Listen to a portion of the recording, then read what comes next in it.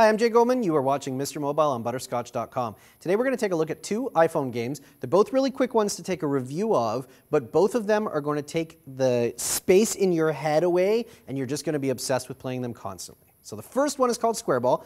Comes in two versions. Squareball Lite is free, and the Squareball game itself is $1.99. You'll find both in the App Store, or, as always, the download links on butterscotch.com. I have to warn you, before I even show this to you, that this is the most frustratingly difficult game ever constructed on any platform. It feels like you're going to throw your iPhone out a window constantly. If you're the kind of person that gets really annoyed by things like that, don't even start playing. If you're the kind of person who enjoys the challenge, though, I have to say I probably spent more time playing and cursing at this game than I've spent playing any other game that I've had on my phone. And if you look at anybody commenting about it online, they will say exactly the same thing.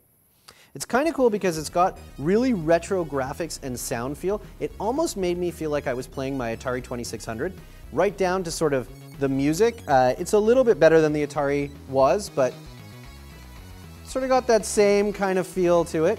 So your goal is to collect all of the green squares, optionally pink and blue squares as well, to clear a level. Now that makes it sound really simple, but basically what you're doing is you got a little white ball that's bouncing up and down here, and the ball always stays in the middle of the screen, and what you're actually doing is dragging the background behind it, and so you're moving through the level by just dragging, and you're trying to collect the green. It sounds simple, I know, but it gets harder and harder and harder, and although this level goes sideways, and most of them do, a few of them go up and down, which introduces a bit of a difference to the game. Also, as you progress through it, you'll start to encounter different colors of squares. So you'll hit yellow stuff, which slows the ball down. You'll hit brown stuff, which makes the ball go fast. You'll hit red stuff, which immediately kills you.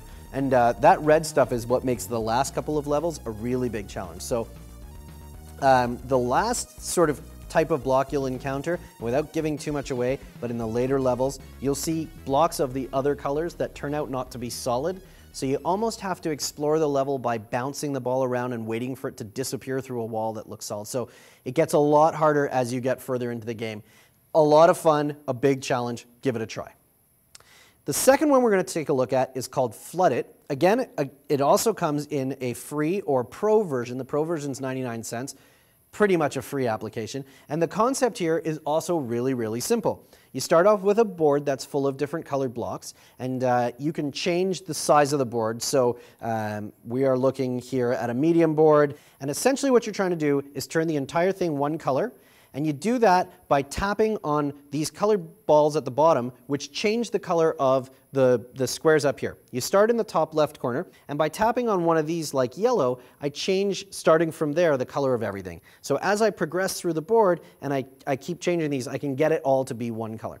On the small version, you've got 22 moves to get through the game. As you move up to the other sizes, you get more, but trust me, that's not going to make it a whole lot easier. So I think you get about 30 on the medium size, for example. You can also change the color scheme in the settings. That's pretty much all you've got control over. So if you find the original colors sort of too bright, you can change it to something else.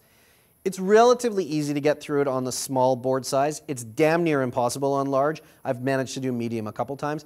What I really like about this game is it's very low key. It reminds me a little bit of Tetris, but without the motion. You basically just keep tapping on the colors to change it. If you don't get through it on the right number of moves, you just start a new board and keep going.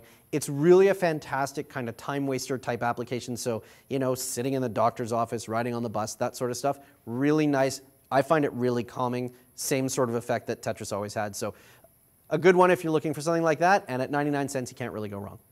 This has been Mr. Mobile. I'm Jay Goldman. Thanks for watching. Catch us next time on butterscotch.com.